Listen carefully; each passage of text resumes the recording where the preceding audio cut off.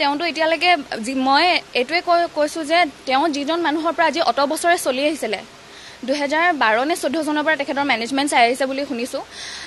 তেওঁ যিজন মানুহৰ পৰা চলি আহিছিলে সেইজন মানুহৰ একাউণ্টত যদি আজি 10,000 টকা আছে তেখেতৰ ওচৰত কেনেকৈ 15 কোটি টকীয়া বটলিং কোম্পানী 3 কোটি টকীয়া ঘৰ আৰু 1 কোটি টকীয়া গাড়ী কেনেকৈ থাকিব পাৰে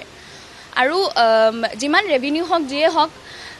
সিদ্ধাৰ্থ শৰ্মাকো ধৰি আনিব লাগে আৰু জুবিনদাৰ ফোনটো যেহেতু তেখেতৰ ওচৰত আছে এতিয়া তেওঁ হয়তো এটা সুবিধা পাইছে গোটেই এভিডেন্স যিসমূহ তেখেতৰ ফোনতো আছে সব আঁতৰাবলৈ সিদ্ধাৰ্থ শৰ্মাকো ধৰি আনিব লাগে তেখেতটো মেইন কালপ্ৰিট তেখেতে দায়িত্ব নোলোৱাৰ কাৰণে এজন মেনেজাৰ হিচাপে নিজৰ আৰ্টিষ্টজনক কেনেধৰণে ৰাখিব লাগে আৰু সিজাৰ হোৱা এজন পেচেণ্টক কেনেকৈ পানী আৰু জুইৰ পৰা যে আঁতৰাই ৰাখিব লাগে সেইটো তেওঁলোকৰ মূৰত একদম ভালকৈ থাকিব লাগিছিলে আৰু এতিয়া ভিডিঅ'সমূহ যিসমূহ ওলাইছে তাত আমি ভালকৈ গমেই পাইছোঁ কিমান তেওঁলোকে ৰেছপনচিবল আছিলে গতিকে সিদ্ধাৰ্থ শৰ্মাকো ধৰি আনিব লাগে তেওঁতো আটাইতকৈ ডাঙৰেই দুখী